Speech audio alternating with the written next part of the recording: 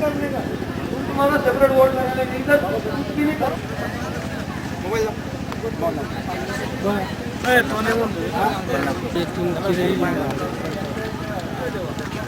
हमेशा हमको कहते हैं तो हम ये अंधविश्वास हमारे बीच में की जो अंधविश्वास है वो भी खत्म कर देना चाहिए।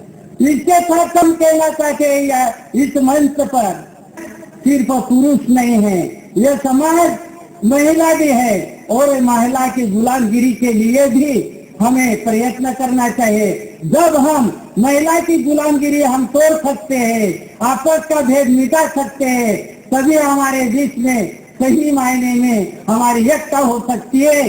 हमारे जो संस्कृति बचाने का, समता पर आधारित संस्कृति बचाने का जो ध्येय है वो पूरा कर सकते हैं। और इस तरह से ये जो चल रहा है मानव आदिवासी मुक्ति, मानव मुक्ति की जो ये लक्ष्य पूर्ण करता है। अच्छा, महासंमेलनाचे माझे सहकारी चांगल्याबाई अध्यक्ष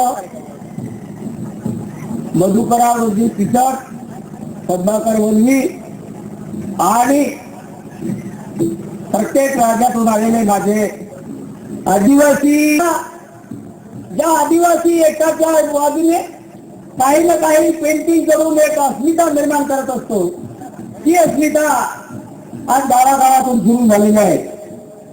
आजच्या लढाईमध्ये जमीन, बऱ्याच लोकांनी सरकारने पण सांगितलं, काय सांगितलं, ज्याला जमीन नाही त्याला सरकार जमीन खरेदी करून दिली, हे असं सरकारचं धोरण आहे।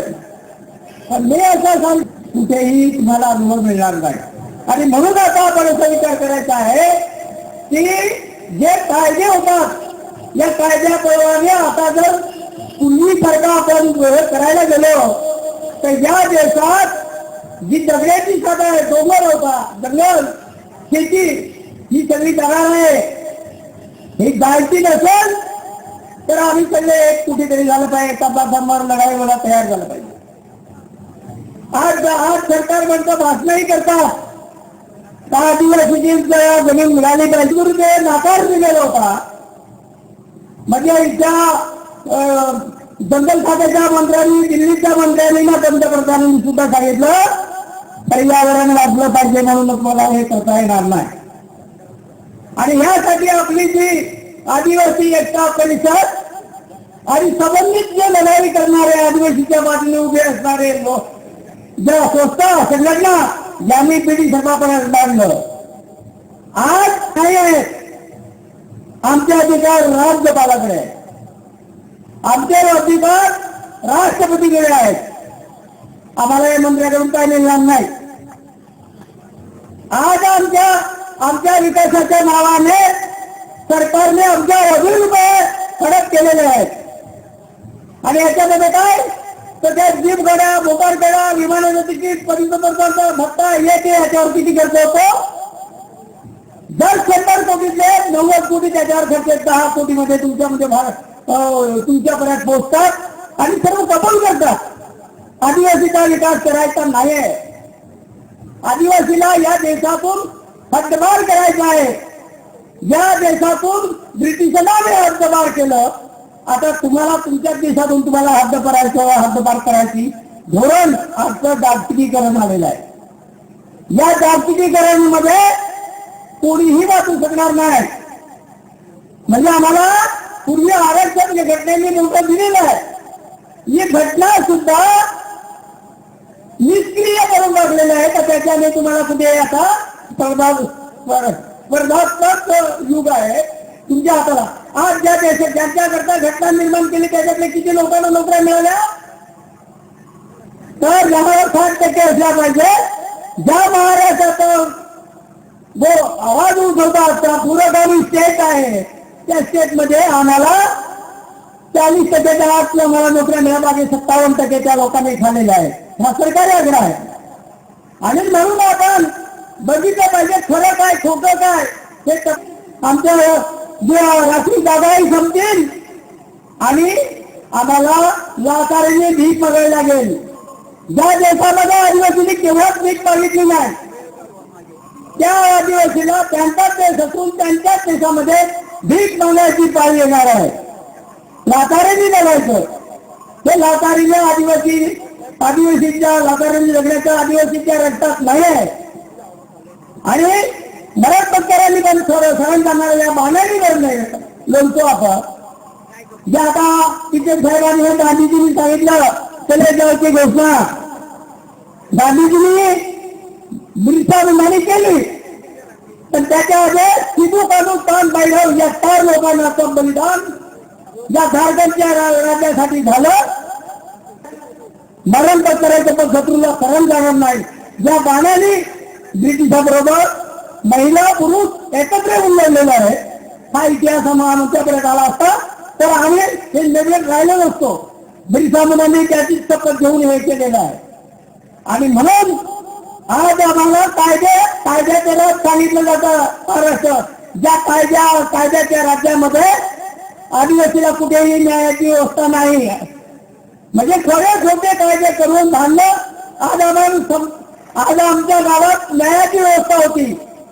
म्हणजे आमच्या गावामध्ये कधी कोर्ट कचेरीमध्ये आदिवासी समाजा कोर्ट कचेरी माहीत नाही. कुणी पकडून न्यायचं तर कमी सोडतो का नाही तर तुला जर नको मी काय बघतो मी कमी सोडून जातो. जर एक सप्तम या महाराष्ट्रामध्ये तुम्हाला असं दिसेल 1 एप्रिल 1957 जमिना ज्या कुळांना मालक बनवलं त्या मुलाच्या मालकाच्या हातात काय तर जर कायदा असून सुद्धा आज आमच्यामध्ये आम्ही चांगली सुद्धा भीक मागत नाही.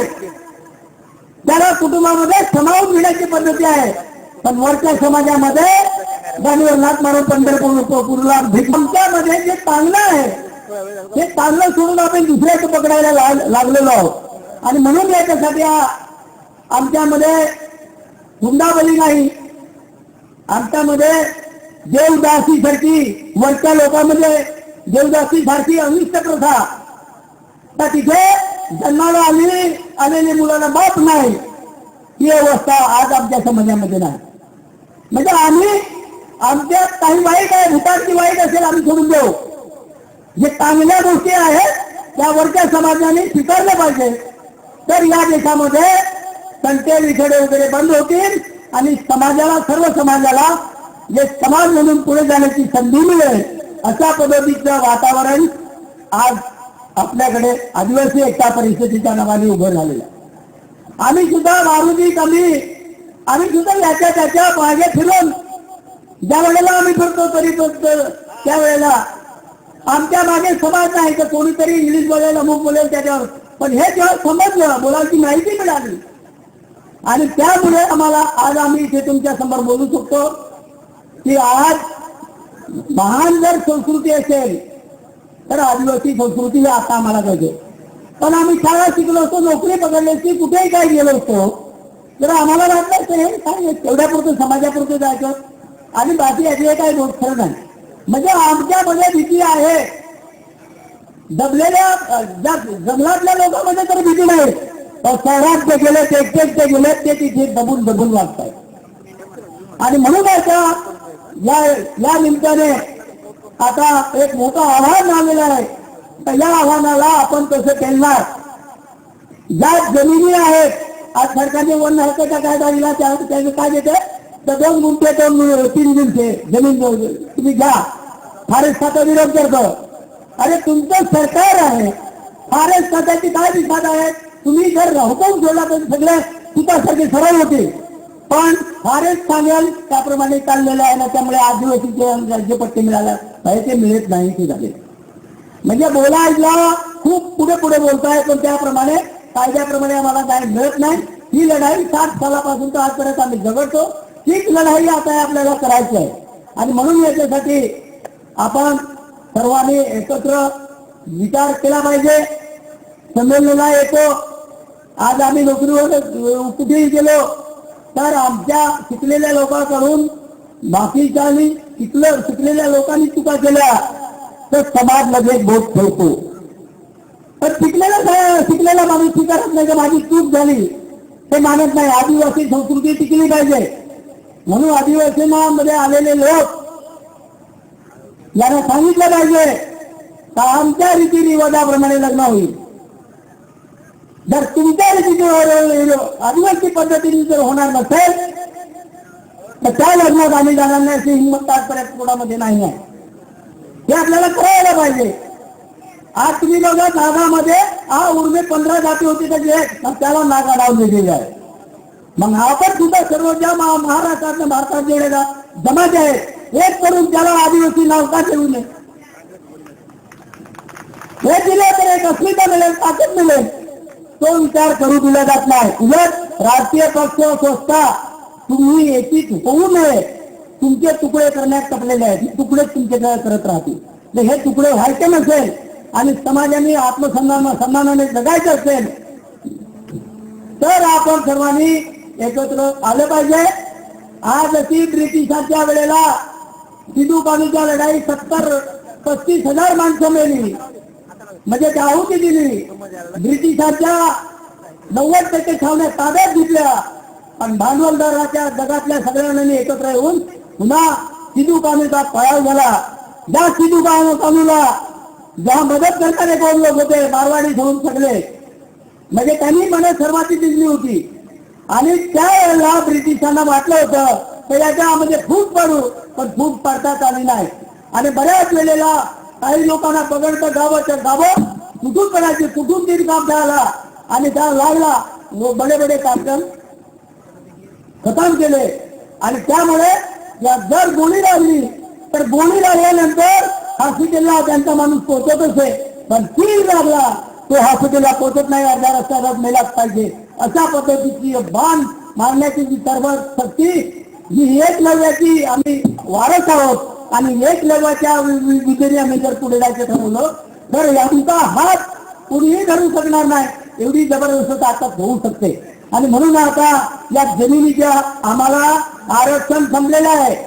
ज्या जमिनी आहेत, जंगल आहेत, टाटा बाटा सगळ्यांना विकायला सुरू आहे. आणि त्या जर विकल्या गेल्या तर बेसहारा जो आदिवासी समाज आहे याला भुके कंगाल होऊन गेल्यानंतर दुसरा मार्ग राहिलेला नाही. आणि म्हणून समाजासाठी त्यांनी लढायला यायला पाहिजे. आमची आत्मसन्मानाची लढाई आम्हाला पुढे न्यायची आहे. ही आत्मसन्मानाची लढाई आमचे गुण आहेत, तेच गुण गात जातो आपल्याला पुढे जायचं आहे, तेच गुण गात जातो आपल्याला पुढे जायचं आहे. आणि म्हणून मी आता सांगतो की ही जीवन मरणाची लढाई मी या अधिवेशनाला येणार नव्हतो, परंतु मला राहत नाही. बरेच वेळेला मला होता, आजारी पण होतो, पण शेवटचं अधिवेशन म्हणून मी इथे आलेलो आहे. आणि शेवटच्या अधिवेशनामध्ये मला बरं वाटलं. चांगल्या भाई सारखा खालच्या तळातला माणूस या संमेलनाचा अध्यक्ष झाला. आणि या अध्यक्षाच्या रूपाने जुने निघत गेले पाहिजेत, नवीन येत राहिले पाहिजेत. पण नवीन येताना कोणी दिसत नाही, जे जुने आहेत तेच राहतात, नवीन कोणी यायला तयार नाहीत. हे कठीण काम आहे आणि कठीण काम त्यावेळेच्या लोकांनी समाजासाठी लढले. म्हणजे मरण पत्करायच्या पण शत्रूला शरण जायचं नाही अशा पाण्याने लढले. तेलंगणचा उठाव, या तेलंगणच्या उठावामध्ये अनेक लोकांचे सावकारची नरड्याने चावून मारून म्हणजे सुरी होती तर न मारताना असे लोक माणसं मारली, पण जमिनी वाटून टाकल्या. आणि त्यावेळेला नेहरू सरकार मिलिटरी आली, सगळ्यांना अटक करता. लोक सांगत होते की तुम्ही घाई करता, तेव्हा कॉलेजची पोरं सांगत काय घाई करता, आम्ही मरायला तयार आहोत. पण ज्या वेळेला रिप्रेशन येतं त्यावेळेला अगदी जे हत्यासारखं वागणारे, बेडर रडणारे त्यांना गावात कोणी स्वीकारत नाही, अशी परिस्थिती या तेलंगणामध्ये अवलंबन झालेली आहे. तर देशात सगळीकडे उठाव झाले आणि या उठावाचा कारणीभूत आदिवासी आहे. आदिवासी हा लढ्याचा कणा आहे.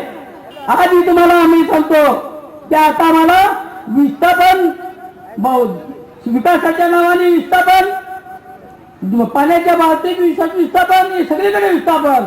म्हणजे आम्ही एकच माणूस 3-4 वेळा विस्थापित होत आहोत. आम्हाला कधीही सहारा नाही. असंच जीवन आज भारतातल्या आदिवासीवर येऊन ठेपलेलं आहे. मेक्सिको तुम्हाला माहिती आहे, या मेक्सिकोमध्ये अनेक जमिनी घेतलेल्या आहेत अमेरिका सरकारने.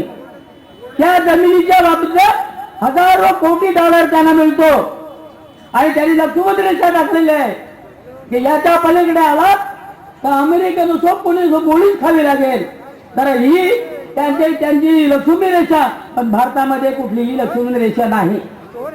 म्हणजे कोणीही यायचं ना कोणीही लुटायचं अशी जी पद्धती चाललेली आहे.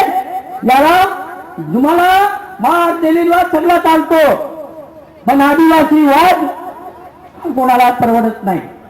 कारण काय, आदिवासी शोषण करू देत नाही.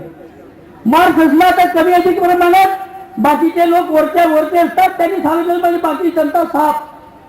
पण आम्ही एकदा पेटलो ना, एकदा उठलो, कोणाच्या बापाच्या आम्ही राहणार नाही ही त्यांना भीती आहे. म्हणून तुम्हाला आदिवासींना एक होऊ देत नाही. आज सरकारी यंत्रणेमध्ये सुद्धा तेच आहे. सरकारने सांगावं अब्जावधी रुपये हे आदिवासीच्या विकासावर कोणी कोणी खाले जातं, त्यांनी डिक्लेअर करावं. आम्हाला 10% मिळालेले आहेत, जे 90% खाल्लेले आहेत ते त्याने खाल्लेत. म्हणजे आदिवासीचा आम्हाला विकास करतो म्हणून आम्ही त्याला सुधारतो. म्हणजे सुधारतो नाही तर आदिवासीचे आलेले पैसे खातो, अशा पद्धतीने हे आता चाललेलं आहे. आणि आता एवढा भ्रष्टाचार झालेला आहे तर जे बरेच अधिकाऱ्यांनी असे बघितलेले आहे की आदिवासीकडे पण टक्केवारी मागतात, अमुक टक्के द्या तेव्हा तुमचा हे पास. महामंडळाची पण तीच तर आहे. म्हणजे आम्ही जरी करायचं झालं तर आमच्याकडे पैसा पाहिजे आणि पैशाशिवाय याच्या पुढे काही चालणार नाही. तर पैशाच्या पलीकडे काय आपल्याकडे आहे, तर पैशाच्या पलीकडे आमची संघटित ताकद आहे. ही ताकद कुठल्या 20 रुपयेवाल्यांना झुकवल्याशिवाय राहणार नाही. अशा पद्धतीचा विचार आज आदिवासी एकता परिषद करीत आहे. आणि म्हणून त्याच्या मागे आम्ही वर्षातून का असेना काय चाललं हे बघायला तरी आम्ही येतो. पण आता लक्षात ठेवलं पाहिजे, संस्कृती जपली पाहिजे. जे कोणी आता दिसण्यात आलेले आहेत यांनी आदिवासी विचार ठरलेला आहे का, त्या तिथे ब्राह्मण बोलवायचा, सत्यानाश करायच्या, आदिवासीच्या सत्यानाश करायच्या पूजेला रीतीने सगळे शिकलेले लोक हजर असतात. तर हे पण आपण बंद केलं पाहिजे की माझ्याच कार्यक्रमाला जाईल, मी उलट्या सुलट्या आदिवासीला नाचवणाऱ्या कार्यक्रमाला जाणार नाही, अशा पद्धतीची आदिवासी पण म्हणणाऱ्या लोकांनी शपथ घेतली पाहिजे. जे करीन त्या आदिवासीसाठी शोषणाला विरोध करणारा विचार करेल त्याच्या मागे मी जाईल, कोणाच्याही मागे जाणार नाही, अशा पद्धतीचा ठाम विचार आता झाला पाहिजे. हा झाला नाही तर काही काळ आदिवासी एकता परिषद चालेल बंद पडेल. म्हणून आदिवासींना तुम्ही जाल जगून, आम्ही पण जाईल, सगळे जातील, पण पुढची पिढी या देशामध्ये आज अशी परिस्थिती येऊन ठेवलेली आहे तर जागतिकीकरणाच्या ज्या अमेरिकेमध्ये कापून आदिवासींची कत्तल केली, कापून संपवले. मला कापून संपवायचं नाही, तुमचं भलं करतो, तुमचं कल्याण करतो आणि कल्याणासाठी आलेले पैसे आम्हीच खातो. अशा पद्धतीचा जो विकास आहे हा आदिवासी विकास होऊ शकणार नाही. आणि म्हणून सर्वांनी एकत्र आलं पाहिजे. माझ्या मनामधले जे आहे की आज अशी अवस्था आहे त्या आदिवासींना थोडंफार आता संघटितपणाचा विचार आलेला आहे. पण तिकडे जाईल तर माझं काही तिकडे सावकाराची काय दलालीचं आहे. आता त्याची विशेष काय केलेलं आहे, दुनियात असो देशात असो कुठे असो आदिवासीतले शिकलेले दलाल बनलेले आहे. आदिवासीतले दलाल जे कुऱ्हाडीचा दांडा बोटात काल अशा पद्धतीने काम करतात आणि म्हणतात काय तर आम्ही समाजाचं काम करतो. तर गावागावात जे कोणी दलाली करतील आदिवासीच्या जमिनीची त्याला गावात बंद करा, त्याला मारायचं पण काय गरज नाही, टाळ टाकून गावात बहिष्कार टाका, अशा पद्धतीने त्याला बंद करता येईल. म्हणजे आदिवासीच्या नावाने गडगंज संपत्ती कमवण्यासाठी गावाच्या गावं विकायला आता मुंबईच्या जवळ आम्ही आहोत. रोज मारामाऱ्या कुठे कुठे तुम्ही लावणार, म्हणजे एक दिवसही आपला सुखाचा मिळत नाही. आणि यासाठी आता एक फौज त्यांना अशी भीती वाटली पाहिजे त्यामध्ये रात्री गेलं आदिवासी कोणी असतील मारतील. आम्ही एकदा बाटली या लढाईमध्ये आम्ही उतरलो तेव्हा पोलिस म्हणतात हे आदिवासी हमारे गाव में हमारा, आम्ही काय करायचं. आता त्यांना हमारे गाव में हमारा राज म्हणजे आदिवासी सुशासन कायदा पोलिसांना माहित नाही आणि पोलीस माहित नाही, त्यामुळे ते असे बोलतात. आणि त्यांनी सांगितलं का ते आम्ही सांगितलं का त्या गावामध्ये आम्हाला जायला भीती वाटते. का भीती वाटते? तर गेलं का बाया वगैरे ठेंगा वगैरे घेऊन पाठी लागतात. गावात यायला भीती वाटते. आणि ज्या वेळेला मोठा कार्यक्रम असला तर आम्ही लोक बाया लावून चारी बाजू सगळे फौजदार हात बंद करायचं काम आम्ही करतो. आणि काय गावाला अधिकार, ग्रामसभेला अधिकार. आता ग्रामसभेला अधिकार दिला त्याप्रमाणे कुठे काय चाललंय? कोणीही त्याचा अभ्यास करत नाही. मला टक्के किती मिळलेले बघितलं जातं. त्या टक्क्यावर चाललेल्या पंचायती ह्या सुद्धा आपल्या आदिवासी एकता परिषदचा जनता दिलेला द्यावा लागणार आहे. आणि देशातल्या कानाकोपऱ्यामध्ये ग्रामसभेमध्ये तो पोचला गेला पाहिजे. आणि त्याप्रमाणे कारभार चालला तर सगळे उडावर होतील. आणि म्हणून आता एकच लक्ष केलं गेलं पाहिजे का सर्वांनी एकत्र आलं पाहिजे. आणि ज्या वेळेला आम्ही सांगतो की हे आमचाच माणूस एक कार्यकर्ता भेटतो ना, त्याला सांगतो पोलीस अरे ते अतिरेकी आहेत, ते नक्षलाईट आहेत.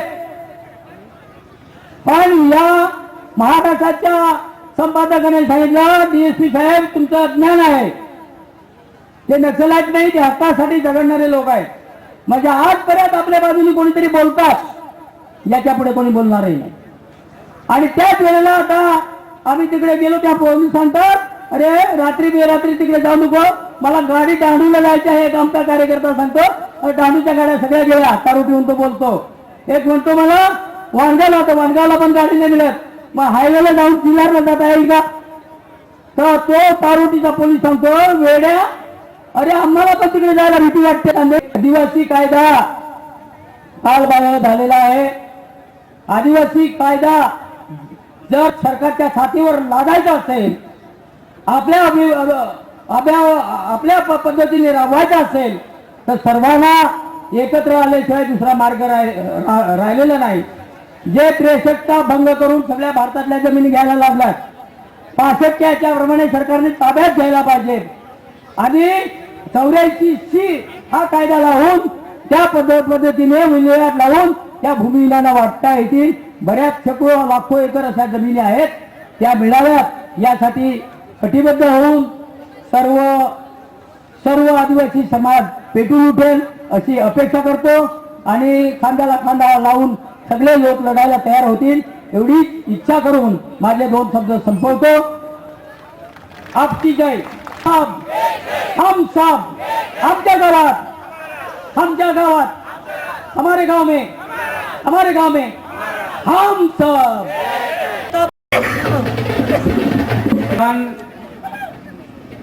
जो ऊपर लगा है उसका अभी तक रिस्पेक्ट नहीं किया है, तो इमाम साहब अली बाबा को आपकी जय की जय. उसके बाद यहाँ के सिखी के जो इस मैदान को आदिवासी एकता परिषद के लिए देने में और आदिवासी एकता परिषद को यहाँ पर रखने के लिए परवानगी देने वाले यहाँ के हमारे आदिवासी भाई और जो भी लोग ये सम्मेलन को सफल करने के लिए मेहनत कर रहे हमारे यहाँ के कार्यकर्ता भगवान दादा मोरे साहब, इस क्षेत्र के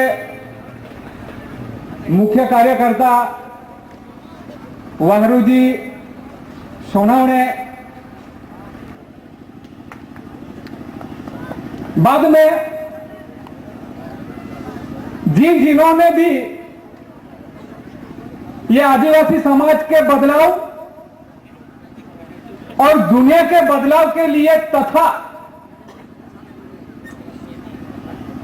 जिसके आधार पर हम जी रहे हैं वो धरती और उसके धरोहर को बचाने के लिए एवं आदिवासी संस्कृति को बचाने के लिए जिन जिन लोगों ने काम किया है, ऐसे लोग इस भारत भूमि के और इस क्षेत्र के सबको मेरी आपकी जय. तो सबसे पहला सवाल मेरा आप सबसे है, जो इकोनॉमिक पॉइंट को जो समझता है वो सीधा समझ जाएगा कि रुपया कहां से बनता है, जिसके लिए हम दिन रात दौड़ते हैं और खुद पे बलात्कार करते हैं रुपये के लिए। वो बलात्कार दूर है। फिर हमको अलग अलग डॉक्टर पैदा करने पड़ते हैं, अलग अलग, आंख का अलग, कान का अलग, पांव का अलग, हृदय का अलग, अलग अलग डॉक्टर करने पड़ते हैं। वो इसलिए कि हम खुद पे बलात्कार करते हैं, जबरदस्ती शरीर से काम करवाते हैं। कब भी सोना, कब भी उठना, 5 दिन तक मोटरसाइकिल को अंदर ही रखना, नीचे नहीं उतरने का। जहां भी जाओ वहां रंगीन नाश्ता मिलता है। अभी रंगीन नाश्ता कैसा रंगीन, सिर्फ चनों का बनता है, चनों का, उसका बेसन बन जाता है, फिर उसको अलग अलग तरीके से बनाया जाता है। चने, दूसरा कुछ नहीं, पूरे दुनिया में चने की वैरायटी बनती है। तो उसको 1-1 किलोमीटर पे खाते चलो, पार्टियां 1-1 किलोमीटर पे खाते चलो। फिर नया दोस्त मिले तो दिन में 55 बार चाय पियो। ये खुद पे बलात्कार की बात करता है। लोग तो दुनिया पे बलात्कार की बात करते हैं। और फिर पैदा करो अलग अलग। रुपया कहां से बनता है, ये समझने जैसी बात है। ये आदिवासी एकता परिषद गरीब लोगों के लिए सोशल स्टडी का सेंटर है। जो अब तक कहीं ऐसे हमारे बच्चे हैं, अभी हमारे रमेश भाई यहां पर पधारे हैं, स्कूल में भी नहीं गए थे, एमए होकर पीएचडी करने लगे आदिवासी एकता परिषद के साथ रहकर। तो ये गरीब लोगों के लिए पीएचडी का सेंटर है और विश्व की इकोनॉमी को समझ सके, इसके लिए आदिवासी एकता परिषद अस्तित्व में आई है। तो मैं बात कर रहा था रुपया कहां से बनता है। तो भाई ये तो समझने जैसी बात है। रुपया रिजर्व बैंक ऑफ इंडिया नहीं बनाती है, या गवर्नमेंट ऑफ इंडिया नहीं बनाती है, ट्रेजरी में नहीं पकता है, रुपया कहीं और जगह पकता है। ये समझने जैसी बात है। और ये बात अक्कल वालों को भी समझना है, बिना अक्कल वालों को भी समझना है, आदिवासियों को भी समझना है और गैर आदिवासियों को भी समझना है। रुपया इस देश की संपत्ति पे बनता है। अमेरिका डॉलर छापता है तो वहां संपत्ति है, तो डॉलर छापता है। भारत रुपया छापता है तो यहां संपत्ति है, उसके नाम पे रुपया छापता है। यहां कितनी कनी पकती है उस पर रुपया पकता है। यहां जमीन से पित्तल निकलता है उसका रुपया बनता है। यहां जमीन से सोना निकलता है उसका रुपया पकता है। नहीं तो नोट हमारे पूरे घर भर जाते, उसको भी बंधन है। और रुपये का आधार ये धरती है। इसलिए बिना अक्कल वाला आदिवासी एकता परिषद कहता है कि धरती को बचाओ। गैर आदिवासी लोग यूं समझते हैं, अरे इतिहास की बात करूं मैं, हमारी सम्मान्य में वो पक्ष में नहीं मानता हूं। हमारी सम्मान्य मायावती जो बसपा की नेता है, वो क्या कहती थी, एक बार मैं सुन रहा था टीवी पे, हाँ, पार्टी की मीटिंग में मैं जाता ज नहीं, क्योंकि लोग फिर तरह तरह की बातें करने लग जाते हैं। तो मायावती क्या कहती थी, आज करोड़ों लोग, और उनमें से फिर हमारे आदिवासी समाज में 35% साक्षर होकर भी 1% भी हमारा इतिहास नहीं जानता। और उन्होंने कहा है कि जो अपना इतिहास, अपने देश का इतिहास नहीं जानता है वो जानवर से भी बदतर है। फिर वो कितना जानते हैं, हम कितना जानते हैं, ये बात को स्पष्ट उनको भी हमको भी करना है। डॉक्टर आंबेडकर ने, सम्माननीय डॉक्टर आंबेडकर, हमारे बुजुर्ग डॉक्टर आंबेडकर, जिन्होंने हमको आरक्षण दिलाया है, तो हम राजनीति में भी है, आर्थिक की बात फिर आएंगे, राजनीति में भी है और नौकरी में भी है। तो उन्होंने पहले संविधान में शिक्षा को प्रावधान दिया था और फिर उन्होंने एक सूत्र निकाला था, शिका मराठी में, हिंदी में सीखो, मराठी में यहां ज्यादा लोग इसलिए है कि शिका, संगठित व्हा आणि संघर्ष करा, बराबर। तो अपने यहां तो उल्टा हो गया है, शिका असंगठित हुआ, बिल्कुल संघर्ष मत करो। पढ़े लिखे लोग अक्कल वाले, उनकी बुद्धि है ना, उनकी बुद्धि 3 से 4 किलोमीटर की सोचती है, ऐसा करूंगा तो ऐसा होगा, ऐसा नहीं करूंगा तो ऐसा नहीं होगा। और उसमें हुआ यूं है कि हमारे शिक्षित भाइयों को हमारा इतिहास पहले जान लेना था, तो अनपढ़ लोग अभी ये सोशल स्टडी में है, यहां उनसे भी ज्यादा इतिहास जानते हैं। इसलिए मैंने बोला कि ये आदिवासी एकता परिषद गरीब लोगों के लिए सोशल स्टडी है, और जो भी समाज अपना इतिहास मैं नहीं बोलता, अच्छे अच्छे तत्व चिंतकों ने कहा है, जो भी समाज अपने इतिहास का पूर्ण इतिहास जानता है वो आंदोलन अच्छी दिशा से और सीधे तरीके से करता है, ऐसा कहा गया है। और इतिहास में सब सवालों का जवाब है, हर युग का जवाब है, कब हमारे पास कैसी परिस्थिति में हम आगे निकले थे, कौन से समय पे कैसे कैसे सवाल हमारे पास आए थे, तो अभी हमको आगे क्या करना चाहिए, वो रणनीति समाज के लिए इतिहास देता है।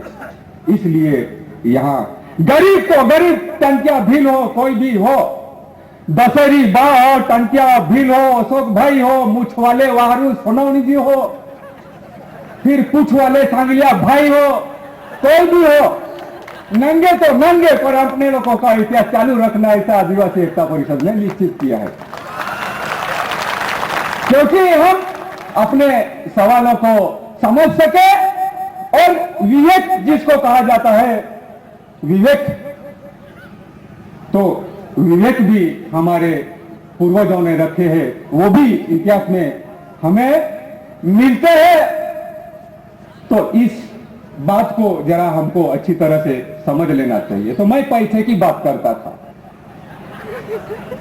क्योंकि आदिवासी एकता परिषद दुनिया को नई इकोनॉमी देने की कोशिश में लगा है।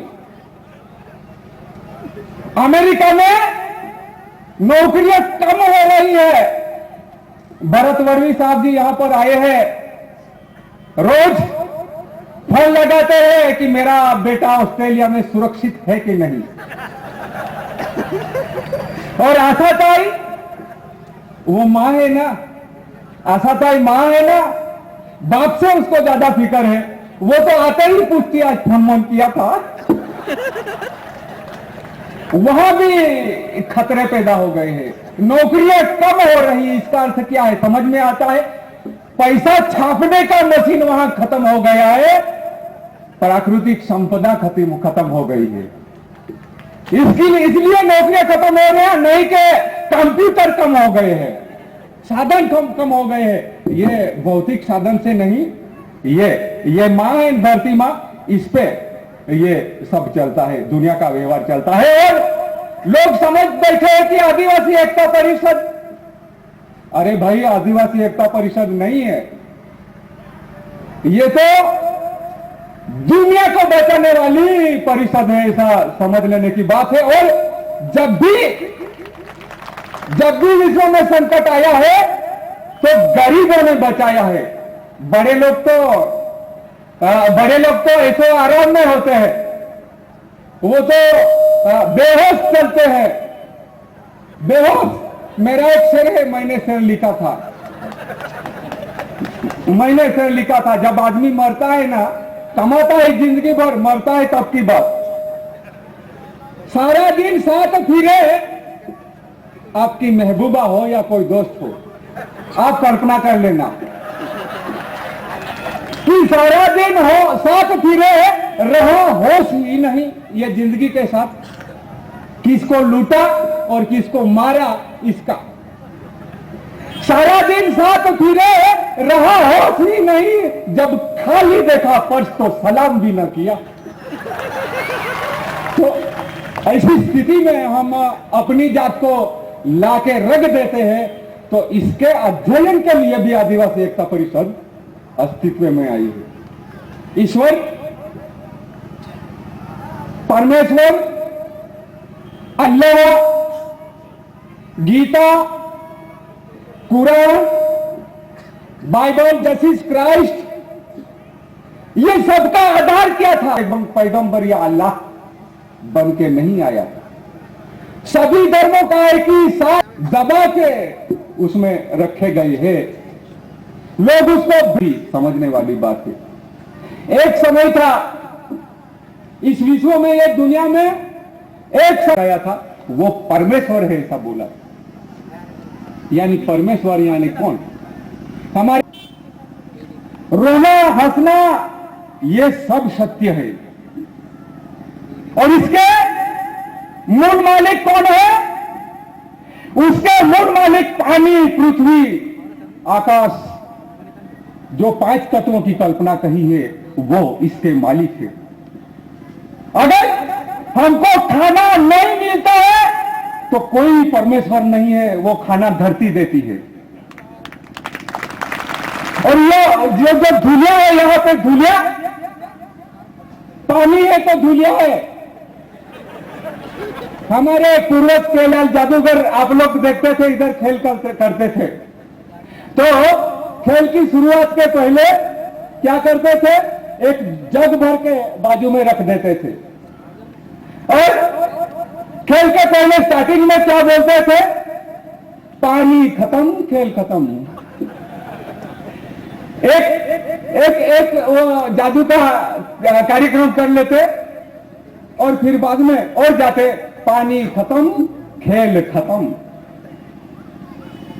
उस बार उन्होंने लोगों को थोड़ी चेतावनी दी थी, दाहिने को अगर बोलता तो कोई उद्योगपति उसको मार डालता। वो समय था। हमारे गुलाम महाराज को बेचारे को धर्म का विरोध करने का था, सही मूल धर्म क्या है बताने का था। उस वक्त लोग गुलाम थे। हमारे राजा रजवाड़ा जो लोग थे, उनका डर था, तो उन्होंने अपने आप को बचाने के लिए और भक्ति यानी मूल धर्म को चालू रखने के लिए अगरबत्ती भी जलाई और सिंदूर भी रखा, और उसको बेचारे को पंढरपुर भी जाना पड़ा सुरक्षा के लिए। तो आदिवासी एकता परिषद की भी अभी यह स्थिति है। किसको भी मानना पड़ता है और किसी को भी पूछना भी पड़ता है। मेरे भाइयों, यह समझने की जरूरत है। मैं बता रहा था परमेश्वरी सत्य।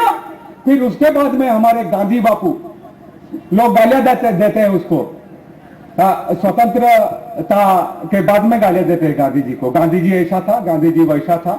अभी नोट पे छपा है तो पूरे दान दहेज करवाता, ऐसा भी लोग कहते हैं, पर छापने वाला तो हम है ना, वो तो बेचारा चला गया है, सभी दान दे करवाता है, ऐसा भी बोलते हैं। अरे भाई, तुम भी नाम कमाओ ना देश के लिए, तो तुम्हारा भी छपेगा, उसको क्यों गाली देते हैं? तो वो गांधी ने ऐसा कहा गांधी ने कहा परमेश्वर सत्य नहीं है, समझ जाने की बात है, सत्य ही परमेश्वर है। यहां लाके गाड़ी रख दी तो लोग और अचंभे में आ गए, देश दुनिया के लोग अचंभे में आ गए, ये सत्य चीज क्या है। तो उसने दुनिया को नहीं सिखाया, आपको गांधी बाबा के यहां लाके छोड़ा था। आपको आजादी के समय की बात है। तो ये देश स्वतंत्र हुआ, स्वतंत्र होते ही सबको खुला मैदान मिल गया। इस देश में जो लोग अक्कल वाले थे और संगठित थे, अपने समाज में उस वक्त बात करता हूं, गुलाम महाराज की बात करता हूं, गांधी जी जो है उससे भी आगे। और फिर थोड़ा मैं रानी परज की भी थोड़ी बात करने वाला था। उस वक्त भरत दादा यहां पर बैठे हैं। दादा ये नहीं समझे कि मेरे लिए आते हैं, इतिहास है आपके पास, इसलिए हम आते हैं। और थोड़ी इतिहास की बात करता हूं इसलिए, और भरत दादा की धर्मपत्नी है, उनके दादा सौंदर्यावल्ली, यहां पर बैठे हुए लोगों को शायद उसका नाम भी याद होगा, उसके काम भी याद होंगे। हमारे मुल्क का कोई भी आदमी भूखा होता था, उस वक्त अनाज का टुकड़ा नहीं मिलता था, उस वक्त वो आदमी ने पूरे इलाके में खाना पुराया था। सौंदर्यावल्ली और उसकी पोती भरतवल्ली की धर्मपत्नी है। तो ऐसे लोग अगर मैदान में काम लेके निकलते हैं तो हमारी छाती गर्व से खुल उठती है, और हम मार डालेंगे, हमको ऐसा मालूम पड़ेगा तो भी मदद करने के लिए ऐसे लोगों के पास हम पहुंच जाते हैं।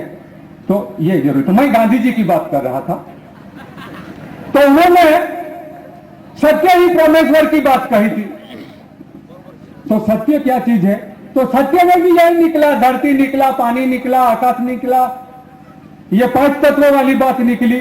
और व्यवहारिक अमल को उन्होंने सत्य बोला। तो व्यवहारिक अमल जो है वो दुनिया में ये तत्वों के पास है, उसके अलावा किसी के पास नहीं है। फिर आदिवासी एकता परिषद का उदय हुआ, और यहां पर लिखा है प्रकृति है, परमेश्वर है। तो जरूरत है दुनिया को कौन सी चीज है? कौन सी चीज की है? प्रकृति ही परमेश्वर है। अभी ग्लोबल वार्मिंग के नाम पे जो कार्यक्रम चल रहे हैं वो प्रकृति परमेश्वर है। हम लोगों ने ये कार्यक्रम प्रकृति को बचाने का 17 साल पहले चालू किया था, ये लोगों ने अभी चालू किया ग्लोबल वार्मिंग के नाम पे। और एक बात का ध्यान रखने जैसा है, हमारे डॉक्टर यूनियन के दोस्त कहते हैं कि सांगलिया भाई, फोन भी आए थे मेरे पास में, कुपोषण और बीमारियों के बारे में प्रोजेक्ट ये आदिवासी इलाके में आते हैं, तो इनको आदिवासी एकता परिषद के स्टेज पे थोड़ा कुछ कहा जाए, हमको प्रोजेक्ट मिले, ऐसी बात करते हैं। गैर आदिवासी संस्थाओं को प्रोजेक्ट मिलता है, ऐसी बातें भी चलती है। पर बात क्या है कि हमारे भी लोग हैं ना डॉक्टर साहब, इलेक्शन में हमारी राजनीति, हमारे भी लोग हैं ना इलेक्शन में बोतल बगैर अभी वोट नहीं देते हैं। गोश्त भी चाहिए, बोतल भी चाहिए, अभी टीवी चाहिए। तो राजकारण भी हमारे हाथ में नहीं है, वो प्रोजेक्ट वाला भी दूसरे के हाथ में है। अरे वो चीज आदिवासी एकता परिषद बिगर बोतल का, बिगर गोश्त का और बिगर टीवी का इलेक्शन करे, वो माहौल पैदा करने के लिए, यानी हमारे जितने भी राष्ट्रीय कार्यकर्ता उनको भी स्वतंत्रता देने के लिए आदिवासी एकता परिषद आन खड़ी है। इस बात को समझ लेने का है। और प्रकृति परमेश्वर है, दुनिया को समझाने के लिए, और संस्कृति क्या चीज है इसको समझाने के लिए आदिवासी एकता परिषद आगे निकली है। यहाँ विस्थापन इतिहास और बात करेंगे, बाकी के मेरे दोस्तों को मैं समझ लेता हूं। मैंने अब तक पीछे बैठे मेरे साथियों के बलात्कार किया, इसके लिए माफी। धन्यवाद, आपकी जय।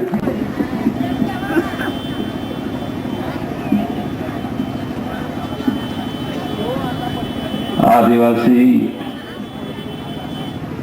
उत्थान के लिए,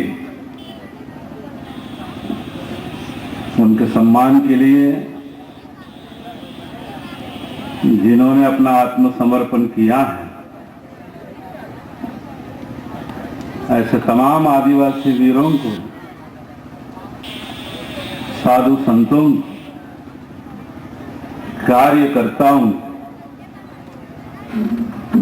मैं पहला नमन करता हूं। दूसरा नमन यहां जंगल और पहाड़ों से आए हुए विभिन्न राज्यों के लोगों को दूसरा नमन, और तीसरा नमन आदिवासी एकता परिषद को मैं करता हूं। भाषण के पहले हमारे बहारू दादा सोनवा ने और उनके तमाम साथी, इनको मैं धन्यवाद दूंगा। सरल बात नहीं, हमने भी कई सम्मेलन आयोजित किए हैं, मेहनत नहीं, उस मेहनत को मैं सलाम करता हूं। एक छोटा सा शेर मैं आपके सामने पेश करूंगा। हम इंसान की जात, हम इंसान की जात है, आए कहां से कहां बैठे। हम इंसान की जात है, आए कहां से कहां बैठे। कहीं मस्जिद बना बैठे, कहीं मंदिर बना बैठे। हम इंसान की जात है, आए कहां से कहां बैठे। कहीं मस्जिद बना बैठे, कहीं मंदिर बना बैठे। अरे हमसे तो वो परिंदे अच्छे हैं, कभी मस्जिद जा बैठे, कभी मंदिर जा बैठे। एक शाम हम सुनसान राहों से घूमने निकले थे। एक शाम हम सुनसान राहों से घूमने निकले थे कि अचानक हमारा पांव किसी हड्डी से टकराया। एक शाम हम सुनसान राहों से घूमने निकले थे कि अचानक हमारा पांव किसी हड्डी से टकराया। उस हड्डी से आवाज उभरी, उस हड्डी से आवाज उभरी। उस हड्डी के बयान थे, ए आदिवासी, ए आदिवासी जरा संभल के चल, हम भी कभी इंसान थे, हम भी कभी इंसान। मेरे प्यारे भाइयों, मेरे प्यारे बहनों, यहां मैं भाषण देने नहीं आया। मुझे बहारू दादा ने यहां पाव रखते ही सूचना दी थी कि हर वक्ता को 15 मिनट का समय दिया जाए, लेकिन हम मजबूर, आदत से मजबूर हैं, इसलिए बहुत समय हुआ है। भाषण करने का तो मूड नहीं है, फिर भी थोड़ा सा आपके साथ में संवाद करना चाहूंगा मैं। किसी ने कहा था कि आदिवासी समाज जो है, वो आदिवासी समाज इस देश का मूल निवासी तो है ही, लेकिन आदि शक्ति का रूप भी है। ये तमाम बातें मैं आपसे कहूंगा नहीं। राष्ट्र संत टुकड़ो जी ने कहा था, क्या कहते हो बात पुरानी, तुम ना जानी हम ना जानी। कुंभकर्ण जबकि सोया था, नाक में उसके गधा गया था, वाया चरित की वाणी। हम भूतकाल में क्या थे, भूतकाल में हमने क्या किया, ये तो तमाम बुक स्टॉल पे लगी हुई किताबें आपको बता देंगी। मैं इसलिए यहां आया हूं कि मुझे क्या करना है और क्या कहना है आपसे। मैं तमाम संस्कृति की परिभाषा नहीं करूंगा। किताब की संस्कृति मैंने पढ़ी नहीं और मुझे मंजूर भी नहीं है। मैंने जो संस्कृति की परिभाषा सीखी है कि इंसान को जब भूख लगती है, इंसान को जब भूख लगती है तो वो खाना खाने बैठता है, पानी पीता है, सम्मान के साथ में कौर ग्रहण करता है। कब करता है? जब उसको भूख लगती है। तो इसे हम प्रकृति कहते हैं। लेकिन पेट में भूख ना होते हुए भी जब भी समय मिला बार में बैठे, समोसे खा लिए, ये खाए वो खाए, अकाली खाना, पेट में भूख नहीं फिर भी खाना, फिर भी पीना, इसको हम विकृति कहते हैं। लेकिन किसी इंसान के पेट में भूख होते हुए, भूख से तड़पते हुए वो जब खाने को बैठता है थाली लेकर, और इतने में जैसे वो कौर मुंह में डाले, उसके सामने एक नंगा भूखा कंगाल इंसान, 8 दिन से भूखा इंसान आके खड़ा होता है और कहता है भैया जी मैं 8 दिन से भूखा हूं, मुझे जरा कुछ अनाज को खाना दो। और जिस इंसान के हाथ में खाने की थाली है, उसने अपने भूख की और ना देखते हुए अपने थाली से उठाकर वो अनाज उस भूखे इंसान को दिया, उसे हम संस्कृति कहते हैं। और इसी कारण हमारे आदिवासी की संस्कृति दुनिया में महान है, क्योंकि इंसान आदिवासी ने अपने पेट को भूखा रखकर, अपने पसीने को सींच कर, अपनी तमाम जिंदगी बर्बाद करके, सब लुटा कर इस देश की सत्ता को बढ़ाया है, यहां के जमींदार सेठ साहूकारों को बढ़ाया है। आज भी हमारे गोंडवान के आदिवासी लोगों को देखें तो लंगोटी में रहते हैं बेचारे। और इसलिए ये तमाम सच घटनाएं आप भी जानते हैं, मैं भी जानता हूं। मैं सिर्फ 3 बातें आपको बताने आया हूं। यहां टीचर साहब ने कहा था कि राष्ट्रीय धम्म सम्मेलन की आवश्यकता है।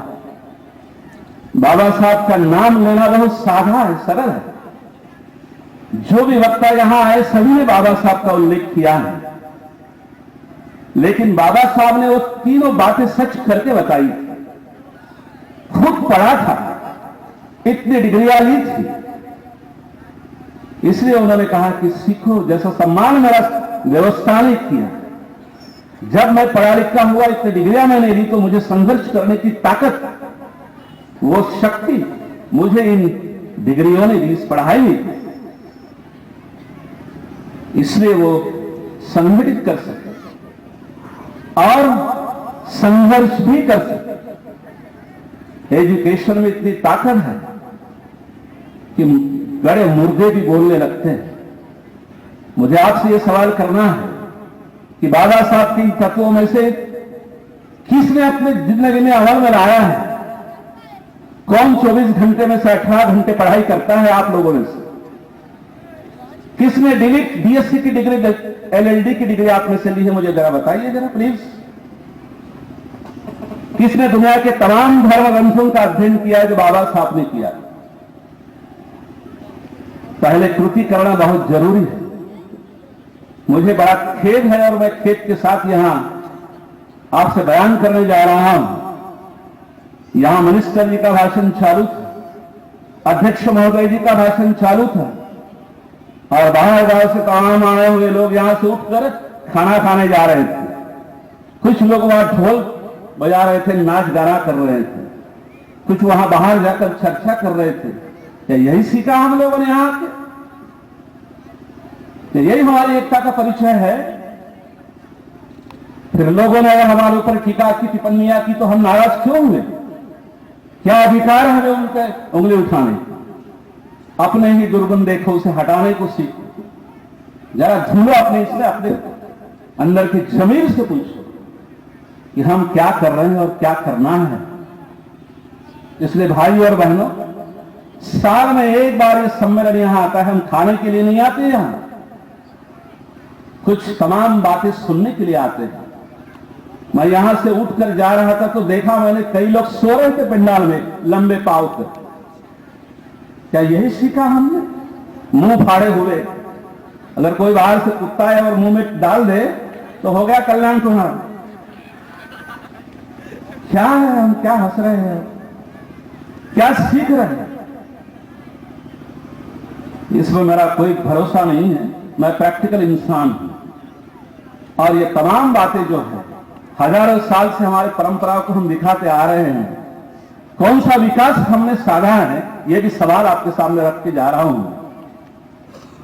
इसलिए जरा बदलने की आवश्यकता है। गंभीरता से सोचो, ये प्रबोधन का सम्मेलन और एकता सम्मेलन में हमारे पूरे चित्त की एकाग्रता के साथ हुए घर जाना है आप, और वह ज्योति समाज के अंदर जलाना है। दोस्तों, किताबें तो बाद में कभी भी देख सकते हैं, बुक स्टॉल लगे हैं, लेकिन यहां जो वक्ता आके बात कर रहे हैं उनकी बातें सुनना उतना ही जरूरी है, क्योंकि वो आते हैं आपको पढ़ाने के लिए, आते हैं आपको बताने के लिए, आते हैं आपको अंधकार से उजाले की तरफ ले जाने के लिए आते हैं। दोस्त, मैं 3 बातें बताकर आपसे विदा लूंगा।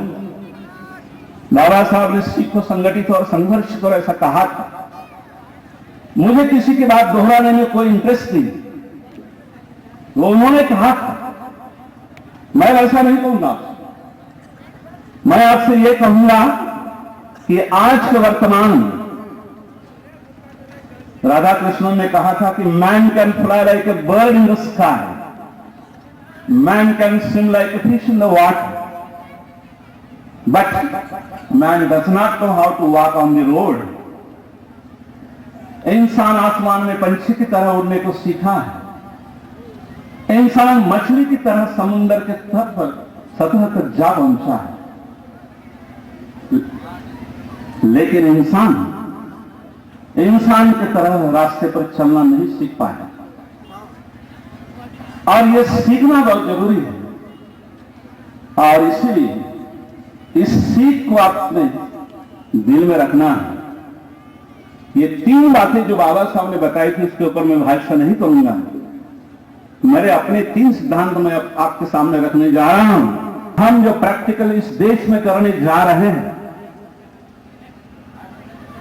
उसका स्वीकार आप करते हैं या नहीं, आजमा के जाऊंगा आप लोग।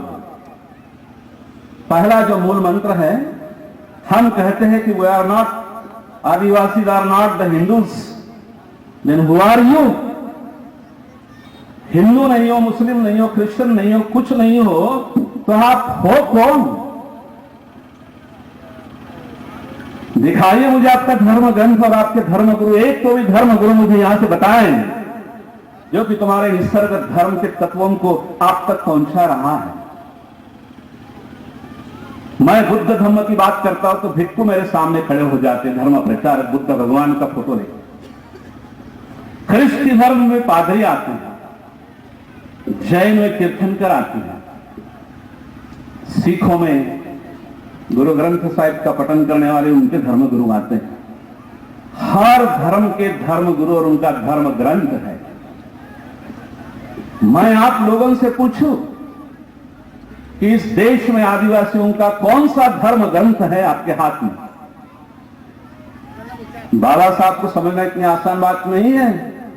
पुरोगामित्व की बात करने वाले बड़े बड़े विज्ञान विद्वान लोग और शास्त्र के लोग भी शाम को चर्च में जाते और यीशु ख्रिस्त के सामने नतमस्तक होते हैं। धर्म की ताकत वो है।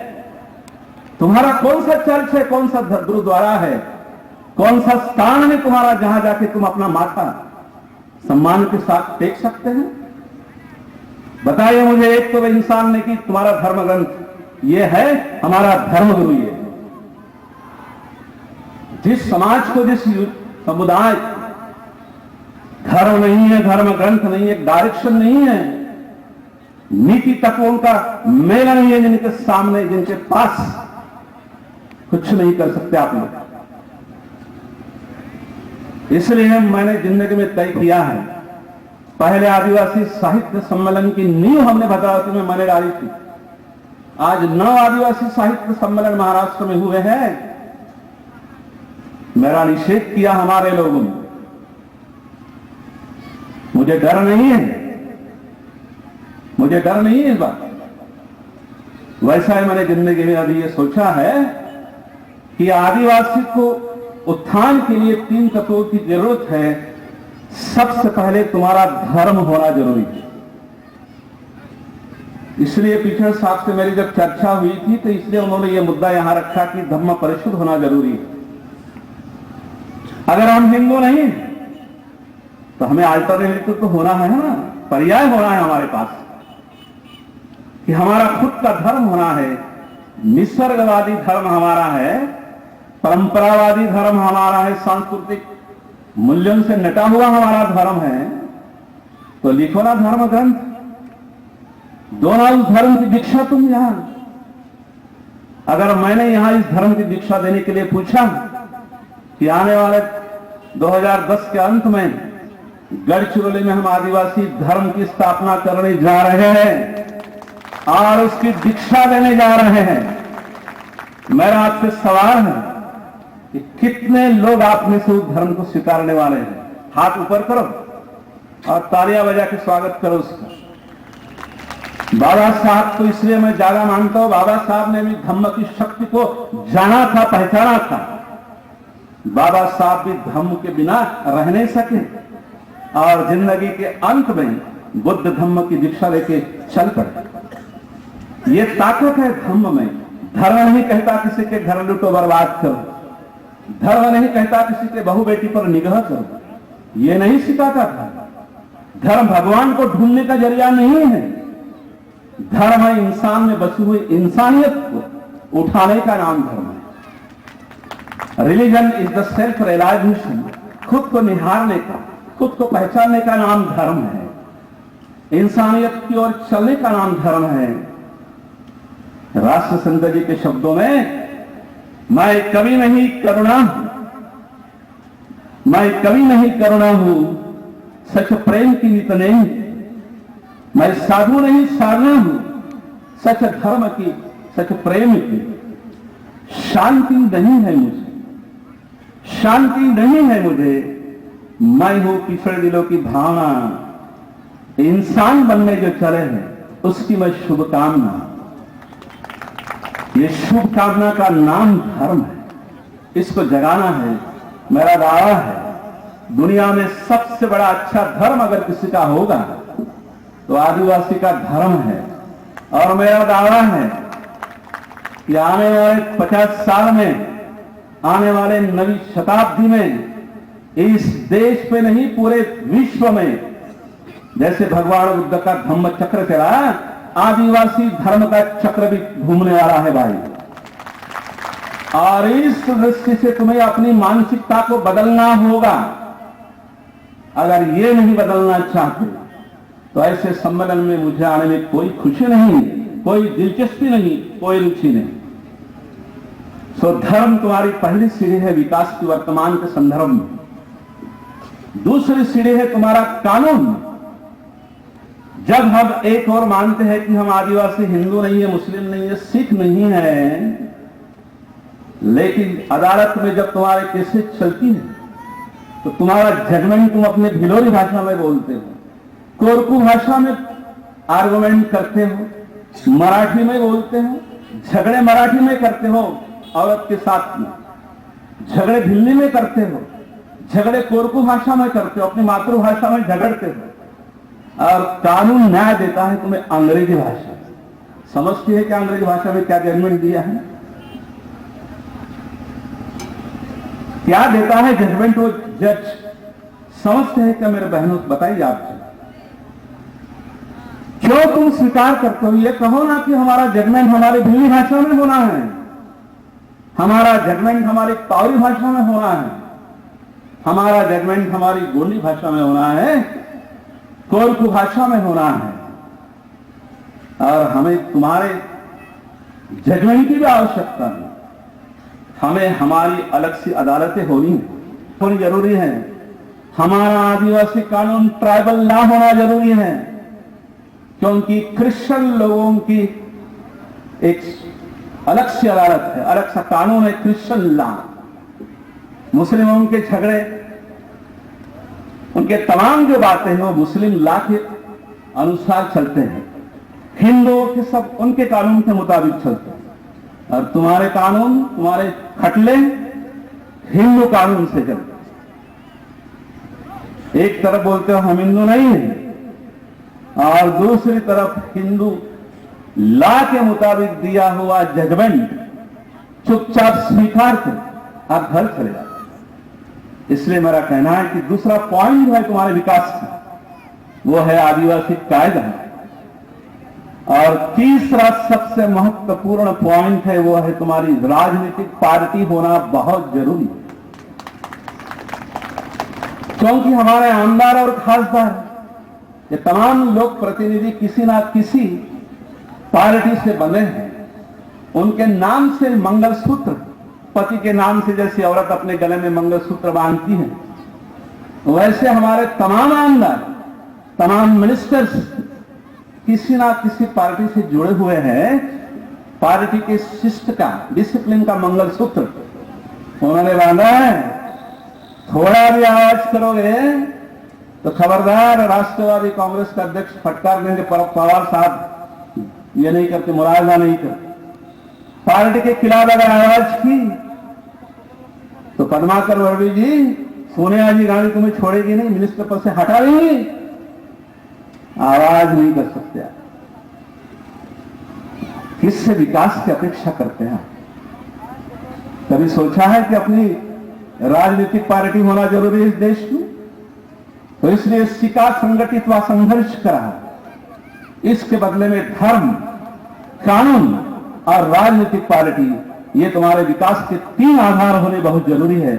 इतना कहते हो आपने जो गंभीरता यहां दिखलाई, इसलिए मैं आपकी उस गंभीरता को नमन करता हूं। मैं स्पष्ट रूप से बोलने वाला इंसान हूं और पेशे से प्रोफेसर हूं।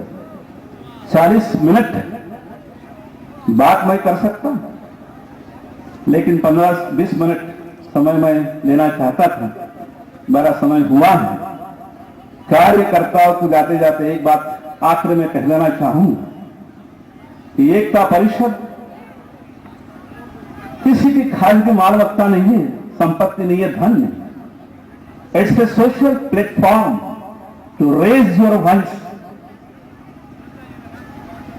और इस मंच पर यह अनुभव रहा है कि हर समाज में, आदिवासियों की हर जाति में ये मुझे एहसास हुआ है कि किसी भी समाज से इंसान अगर कुछ करने सामने आ जाए, कुछ वो नया परिवर्तन लाने की चेष्टा करता है, तो उसी समाज के, उसी जात के, उसी के जात के कुछ लोग उसके दोस्त बनते हैं, और कुछ लोग उसका कुछ बिगाड़ो ना बिगाड़ो अपने आप दुश्मन बन जाते हैं।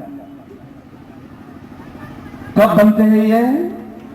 जब तुम कुछ करने के लिए सामने आते हो तब।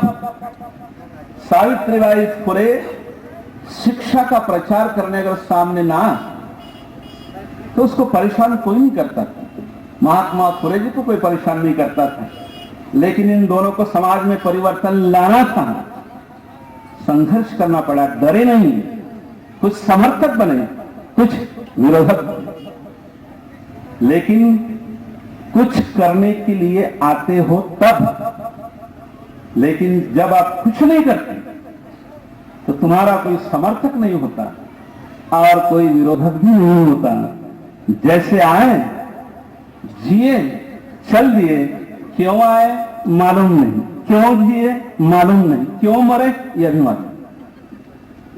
इसलिए बिल बर्न बैच इनका स्टेटमेंट है, सब कार्यकर्ताओं ने अपने कान में रखना जरूरी है कि if you stand for something, if you stand for something, you will always find some people for you and some against you. जब कुछ आप करने आते हैं तो तुम देखोगे कि जिस समाज से, जिस समुदाय से आप आ रहे हैं, उस समुदाय के कुछ लोग आपके दोस्त बनते हैं, समर्थक बनते हैं, लेकिन उसी समय कुछ लोग तुम्हारे दुश्मन होते हैं, दुष्ट भावना से बर्ताव करते हैं आपसे। दूसरे स्टेटमेंट में कहते हैं bill one match, if you stand for nothing, अगर आप कुछ नहीं करते हैं, अपना घर, मेरी बीवी, मेरा बच्चा, मेरी बिल्डिंग, मेरा बैंक बैलेंस, मेरी गाड़ियां, इसी धारणा से अगर आप जीते हैं तो बर्न बिल बर्न बैच कहते हैं if you stand for nothing you will always find nobody is for you, nobody is against you. मुझे भारत सोनवणे जी की कविता बड़ी अच्छी लगी कि मां पहली लड़ाई अपनी लड़ाई करना सीखो, तब कहीं जाके तुम ठीक पाओगे। और ये 3 मंत्रों के साथ मैं आपसे विदा लेता हूं। बहुत ही साइलेंस आपने मेंटेन किया है, इसलिए उस साइलेंस को धन्यवाद देता हूं, नमन करता हूं, आपसे विदा लेता हूं। जय सेवा, आपकी जय। सर्व देशभक्तांना, मातृभूमीच्या सेवकांना, आदिवासी क्रांतीवीरांना, बिरसा मुंडा, राघोजी भांगरे, राणी दुर्गावती, खाजा नाईक, त्याचबरोबर मानवतेची, स्त्री पुरुष समानतेची शिकवण देणारे गुलाम महाराज, अंबरसिंग महाराज, या सर्व क्रांतिकारकांचा, सर्व देशभक्तांचा, सर्व समाजसेवकांचा खरा इतिहास इथल्या प्रस्थापित समाज व्यवस्थेपुढे मांडणारे आदिवासींचे थोर संशोधक डॉक्टर गोविंद गारे, या व अशा सर्व समाजसेवकांना, क्रांतीवीरांना आदिवासी एकता परिषदेच्या वतीनं सर्वप्रथम विनम्र अभिवादन करतो। आदिवासी एकता परिषदेचे हे संमेलन हे सांस्कृतिक संमेलन नाही, हा सबंध भारतीय आदिवासींचा सांस्कृतिक कुंभमेळा आहे। या कुंभमेळ्यामध्ये मंत्रालयातील सर्व साधू संत आलेले आहेत, पद, पैसा, प्रतिष्ठा आणि प्रसिद्धीने उभगलेले सर्व साधू संत आलेले आहेत, आदिवासींच्या सहानुभूतीवर जगणारे सर्व समाजसेवक आलेले आहेत, ज्यांना सामाजिक जाणीव नाही, ज्यांना आपल्या भाषेची लाज वाटते, आपल्या प्रदेशाची लाज वाटते, आपल्या भाऊबंधांची लाज वाटते, असे काही समाजसुधारक आदिवासी अधिकारी, सरदारी या ठिकाणी आलेले आहेत। आणि हे सर्व संमेलनात आलेले अधिकारी, सर्व संमेलनात आलेले साधू संत, सर्व संमेलनात आलेले पदाधिकारी, समाजसेवक आम्हाला काहीतरी शिक्षणाची सवलत देतील, रेशन तरी आमच्यापर्यंत पोहोचवतील, वीज तरी आमच्यापर्यंत येईल, रस्ते आमच्यापर्यंत येतील, अशा एका फुटकळ अपेक्षेने या पंढरीमध्ये आलेले सर्व माझ्यासारखे साधेसुधे, दुःखित आणि पछाडलेले, अपेक्षा आणि उपेक्षा घेऊन आलेले सगळ्या प्रकारचे वारकरी पंथाचे, ह्या सगळ्यांचा हा कुंभमेळा आहे। कुंभमेळ्यामुळे हा संस्कृतीचा कुंभमेळा आहे। या ठिकाणी घेऊन आलेले सगळ्या प्रकारचे सांस्कृतिक उत्सव, संस्कृतीसाठी जगणारे आणि संस्कृतीसाठी मरणारे अनेक प्रकारचे वादक, गायक, त्या सगळ्यांना, सर्वांना मी प्रथमतः अभिवादन करतो। अधिकारी आणि सरदारींचा, दुःखितांचा, सुखितांचा, अनेक प्रकारच्या अपेक्षांचा, प्रतिष्ठेचा, प्रश्नांचा असा हा कुंभमेळा आहे। हा तिखीकरांचा कुंभमेळा आहे, हा सबंध भारतीय आदिवासींच्या संस्कृतीचा कुंभमेळा आहे। तिखीकरांच्या वतीनं, आदिवासी संस्कृती एकता परिषदेच्या वतीनं मी सर्वप्रथम अतिशय मनपूर्वक या सर्वांचं स्वागत करतो। महाराष्ट्रातील अहमदनगर जिल्ह्यातल्या पाथर्डी तालुक्यात मडी या ठिकाणी दरवर्षी एक जात पंचायत भरत असते। सबंध महाराष्ट्रातील जे काही भटक्या जमाती आहेत, त्या भटक्या जमातीचे सगळ्या प्रकारचे प्रश्न सोडवण्याची ती जात पंचायत असते। ही मी सबंध भारतातल्या आदिवासींची जात पंचायत समजतो। सबंध भारतातील आदिवासींचे जे काही प्रश्न आहेत, ज्या काही समस्या आहेत, त्या समस्यांना या स्टेजवर, या व्यासपीठावर चालना मिळते, या व्यासपीठावर मांडता येतं। या संमेलनामधल्या संयोजकांना विनंती करतो की या ठिकाणी जे जे काही प्रश्न मांडले जातील, या ठिकाणी जे ज्या काही समस्या मांडल्या जातील, त्या सगळ्या समस्यांची निवेदनं तयार करून ती शासनापुढे टाकण्याचं सगळ्यात मोठं हे व्यासपीठ आहे। तशा प्रकारची विनंती मी त्यांना करतो। आपल्याला या ठिकाणी शिक्षणाचा, महाराष्ट्रातील, भारतातील आदिवासींच्या शिक्षणाचा समस्या पाहिजे आहे. सर्व शिक्षा अभियान संबंध भारतभर चालू झालं. 6 ते 14 वयोगटातल्या मुलांना शिक्षण देण्याचं सुरू झालं. सगळीकडे शिक्षण सुरू झालं. पण आमच्या सातपुड्यामध्ये मात्र ही शिक्षणाची गंगाच काय, पण थेंबही आला नाही. वळवी साहेब या ठिकाणी बसलेले आहेत. सातपुड्याच्या अक्कलकुवा आणि धडगाव तालुक्यामध्ये अशी काही गावं आहेत, 50 तरी किमान गावं आहेत. मी अगदी सर्वेक्षण करून सांगतो की स्वातंत्र्यापूर्वी त्या ठिकाणी शाळा भरली होती की नाही मला माहित नाही, पण स्वातंत्र्यानंतर अद्यापर्यंत एकही मराठी शाळा त्या ठिकाणी भरली नाही. हे भारतीय आदिवासींचं, इथल्या आदिवासींचं, इथल्या भारतीय स्वातंत्र्याचं आणि या लोकशाहीचं सगळ्यात मोठं दुर्दैव आहे. फुरके साहेब शिक्षण मंत्री होते. गडगाव मधल्या तोरणमाळ या ठिकाणी त्यांचा दौरा होता. आम्ही ठरवलं, अरे आपल्याकडे शाळाच भरलेली नाहीये, फुरके साहेबांना काहीतरी निवेदन द्यायचं. लोकांना शाळा काय माहित नाही. आता कुठे त्यांना कळू लागलं की तिथं आता तांदूळ येऊ लागलेला आहे. आणि मग लोकांनी ठरवलं की आता फुरके साहेबांना आपण काहीतरी निवेदन द्यायचं. एका कवितेमधून त्या लोकांनी तिथल्या शिक्षणाची सद्यस्थिती सांगायला सुरुवात केली. या कार्यक्रमाचे अध्यक्ष संध्याकाळी जरा ध्यान से सुनो, महाराष्ट्र के शिक्षा की स्थिती कैसी है. त्या लोकांनी ठरवलं की मंत्री साहेबांना आपण एका कवितेतून इथल्या शिक्षणाची स्थिती सांगूया. त्यांनी सांगितलं त्या मंत्री साहेबांना, सांगा आम्हाला फुरके साहेब शाळा कुठं आहे हो. सांगा आम्हाला फुरके साहेब शाळा कुठं आहे हो. सांगा तांदळाचा साठानी आमचा वाटा कुठं आहे हो. सांगा तांदळाचा साठानी आमचा वाटा कुठं आहे हो. सर्व शिक्षा अभियान भारी, रोज शाळेला सुरे अनसुरी. शाळा आहे पण शाळेमधला मास्तर कुठं आहे हो. सांगा तांदळाचा साठानी आमचा वाटा कुठं आहे हो. सांगा तांदळाचा साठानी आमचा वाटा कुठं आहे हो. बंड्या शाळेला रोजच येतो, वरांड्यात उभा राहतो. योगा योगानं मास्तर यावा, प्रार्थना मनी करतो. मास्तर आणि साहेब बेवडीत पिऊन फिरतात हो. सांगा तांदळाचा साठानी आमचा वाटा कुठं आहे हो. सांगा तांदळाचा साठानी आमचा वाटा कुठं आहे हो. तुमचा मास्तर लय हो भारी, 8 दिवसांना मारतो फेरी. त्याचा मुक्काम पाटला घरी, तिथं पाटील कुकडी मारी. हसले, सत्यस्थिती आहे ती. तुमचा मास्तर लय हो भारी, 8 दिवसांना मारतो फेरी. त्याचा मुक्काम पाटला घरी, तिथं पाटील कुकडी मारी. सरपंचाला चिरी मिरी अन गावाला पुरी हो. सांगा तांदळाचा साठानी आमचा वाटा कुठं आहे हो. गावचा पाटील चतुर भारी, सार दप्तर त्याच्या घरी. गावचा पाटील चतुर भारी, सार दप्तर त्याच्या घरी.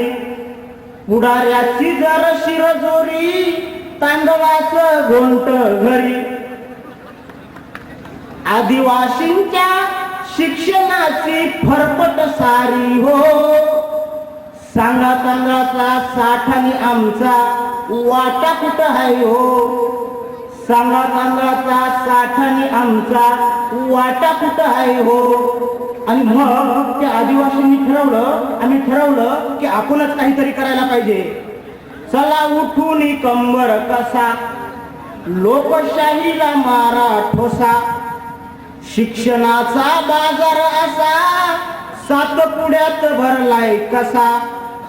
आदिवासींचं शिक्षण सार भक्षण झालंय हो. सांगा तांदळाचा साठाने आमचा वाटा कुठं आहे हो. सांगा तांदळाचा साठाने आमचा वाटा कुठं आहे हो. हे वास्तव आहे, ही स्थिती आहे. नाशिकच्या आदिवासी साहित्य संमेलनामध्ये पुरके साहेबांना जेव्हा ही कविता दिली तेव्हा त्यांना आश्चर्याचा धक्का बसला. अरे ही वस्तुस्थिती असेल का? होय, ते जगलेलं आणि भोगलेलं आहे. सातपुड्यातला धडगाव आणि अक्कलकुवा तालुक्यातले कुणी जर इथं ग्रामस्थ बसलेले असतील तर त्यांना ही वस्तुस्थिती विचारा. शिक्षण हा विकासाचा पाया मानला जातो. जर अशा प्रकारचं शिक्षण आमच्याकडे असेल तर ते आमचं सगळ्यात मोठं दुर्दैव. आमच्या गावाकडचा एक मंत्री नेहमी घोषणा देत असतो, अमू मानहा तुम्ही गावड्या मोड्या बी घेतलो, कुकडी बुकडी बी घेतलो, पोंगो बी घेतलो आणि आखोर घेतलो, तुम्ही पोयऱ्यान पोयरीन हिकाव. वा, काय शिक्षण तज्ञ आहेत ते. अहो पण या मुला मुलींना शिकवायला शाळा द्या, प्राथमिक शिक्षण दर्जेदार द्या. जेव्हा आमचे मुलं प्राथमिक शिक्षण घेतील तेव्हा ते हक्कानं तुमच्याकडून मोठ्या हक्कानं सगळं मागून घेतील. तुम्ही आम्हाला अगोदर देऊ नका, आम्हाला शिक्षण द्या. ही अतिशय आवश्यकता आहे. आश्रमशाळेच्या शिक्षणाची यापेक्षा वाईट स्थिती नाही. अशी स्थिती आहे. वडील साहेब समोर बसलेले आहे. मी त्यांना विनंती करतो की आश्रमशाळेचं प्रशासन चालवणारे जे प्रशासक आहेत ते एज्युकेशन डिपार्टमेंट मधले नाहीत, ते व्यवस्थापन डिपार्टमेंट मधले आहेत. आश्रमशाळेचं शिक्षण विभाग हा वेगळा झाला पाहिजे. जेव्हा आश्रमशाळेतला शिक्षण विभाग वेगळा होईल तेव्हा आश्रमशाळेतला विद्यार्थी त्या जगामध्ये चमकल्याशिवाय राहणार नाही. याचं कारण मी सांगतो की या जंगलातून येणारी मुलं त्या जंगलातल्या फुलासारखी फुललेली असतात. रंगानं, रूपानं आणि गंधानं मातीचा रंगरूप गंध घेऊन जशी रान फुलं फुललेली असतात तशी ही मुलं फुललेली असतात. फक्त त्या मुलांमध्ये असलेले जे रंगरूप आणि गंधाचं सामर्थ्य आहे, मुलांमध्ये असलेल्या ज्या क्षमता आहेत, मुलांमध्ये असलेले जे सुप्त गुण आहेत, ते सुप्त गुण पहिल्यांदा तुम्ही शोधा, त्यांना तशा प्रकारचं शिक्षण द्या. जर त्या मुलांनी या आदिवासींचं नाव त्या जगात काढतील, जगात फक्त त्यांच्या सुप्त क्षमतांचा विकास करणारं शिक्षण मात्र त्यांना दिलं गेलं पाहिजे. कारण त्यांच्याकडे अचूकता आहे, त्यांच्याकडे एकाग्रता आहे, त्यांच्याकडे चपळता आहे, त्यांच्याकडे निरीक्षण क्षमता आहे, त्यांच्याकडे मोठी हिंमत आहे मनाची आणि शरीराची. तशा प्रकारचं शिक्षण त्यांना देणं अतिशय गरजेचं आहे. मी अगोदरच म्हटलं होतं की मडीची जी जात पंचायत असते, प्रश्न मांडले जातात तसे या व्यासपीठावर भारतभरातून आलेल्या अनेक आदिवासींचे प्रश्न मांडले जातात. त्यातला माझा दुसरा प्रश्न आहे, महाराष्ट्रातील आदिवासींमध्ये झालेली सगळ्यात मोठी घुसखोरी. 15 जून 1995 जो कायदा झाला की या महाराष्ट्र सरकारच्या नोकरीमध्ये जे काही 95,000 बोगस आदिवासी आहे त्यांना काढून टाकलं जाणार नाही, पण इथून पुढे मात्र त्यांना सवलत दिली जाणार नाही. तेव्हा आणि त्याच्या अगोदर जेव्हा एकलव्यावर झालेला अन्याय होता तितकाच मोठा अन्याय पुन्हा एकदा महाराष्ट्रातील आदिवासींवर झाला. त्या आदिवासींना नोकरीमध्ये ठेवलं गेलं. तो 15 जूनचा दिवस काळा दिवस म्हणून मानला गेला पाहिजे. तो 95,000 बोगस आदिवासींना या शासनानं त्यांच्यामध्ये सामावून घेतलेला आहे. त्याला कुठल्याही संघटनेने विरोध केलेला नाही. सगळ्या प्रकारच्या संघटनेनं अशा प्रकारच्या सामाजिक प्रश्नासाठी एकत्र येणं अतिशय गरजेचं आहे. धरणग्रस्तांचा प्रश्न वेगळा नाही. धरणग्रस्तांचा प्रश्नही अतिशय जिव्हाळ्याचा प्रश्न आहे. जी माणसं इथली जंगल आणि जमीन सांभाळतात त्यांना तिथून उद्ध्वस्त केलं जातं, त्यांना तिथून वनवासी केलं जातं. त्यासाठी वडवीर साहेबांनी अनेक त्यांच्या पातळीवरचे नेते फार मोठ्या ताकदीनं प्रयत्न करत आहेत. त्यांना सामाजिक संघटनांची ताकद त्यांना देणं गरजेचं आहे, मदत त्यांना गरजेचं आहे. या ठिकाणी सगळ्या जमलेल्या संघटनांनी अशा प्रकारची मदत त्या कार्यकर्त्यांना द्यावी. या संमेलनाच्या निमित्तानं मी, या कुंभमेळ्याच्या निमित्तानं मी पुन्हा एकदा सांगू शकतो, हा संस्कृतीचा कुंभमेळा आहे. आणि असं मानलं जातं की भारतीय संस्कृती ही जगातली सर्वश्रेष्ठ संस्कृती आहे. आज जर अमेरिकेतला एखादा माणूस भारतामध्ये आला आणि तो म्हटला की मला भारतातल्या आदर्श संस्कृतीचा अभ्यास करायचा आहे, तर त्याला बेंगलोरमध्ये, दिल्लीमध्ये, कलकत्त्यामध्ये जाऊन अभ्यास करावा लागणार नाही. त्याला इथल्या भूमीमध्ये, इथल्या जंगलामध्ये, इथल्या आदिवासीमध्ये यावं लागेल, इथलं राहणं बघावं लागेल, त्यांचं लोकसाहित्य, त्यांची बोलीभाषा, त्यांचं जगणं वागणं आणि नाचणं बघावं लागेल. हे सगळं बघितल्यानंतर तो सांगू शकेल की भारतीय संस्कृती ही अतिशय श्रेष्ठ दर्जाची संस्कृती आहे. त्या श्रेष्ठ दर्जाची पाळंमुळं आजही आदिवासी संस्कृतीमध्ये जिवंत आहे. म्हणून हा जो ढोल आहे ना, हा ढोल हा नुसता ढोल नाही.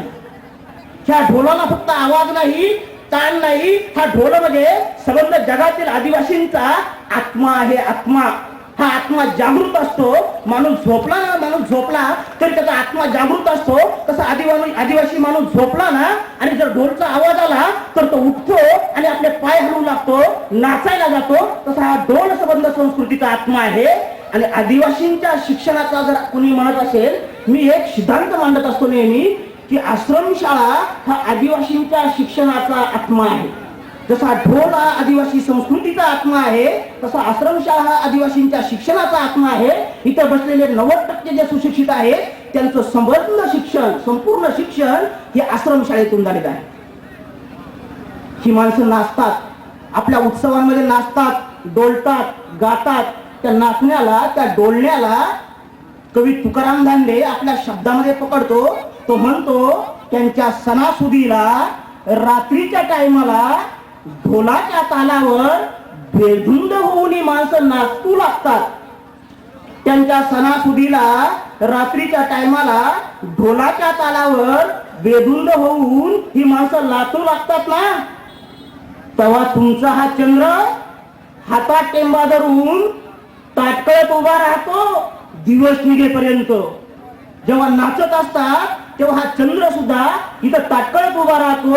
इतकी ताकद या नाचामध्ये आहे, इतकी ताकद या ढोलामध्ये आहे, इतकी ताकद या संस्कृतीमध्ये आहे. आणि म्हणूनच आदिवासी संस्कृतीला जगातली आदर्श संस्कृती म्हटलं जातं. त्याच ताकदीवर, त्याच बळावर, त्याच आदर्शावर भारतीय संस्कृती ही आदर्श संस्कृती झालेली आहे. मी मागच्याही एका व्याख्यानामध्ये म्हटलं होतं, शंड इथले लोकनेते आणि शंड इथले आदिवासी संघटना, आदिवासी विभागामध्ये कोट्यावधी रुपयाचे घोटाळे झाले.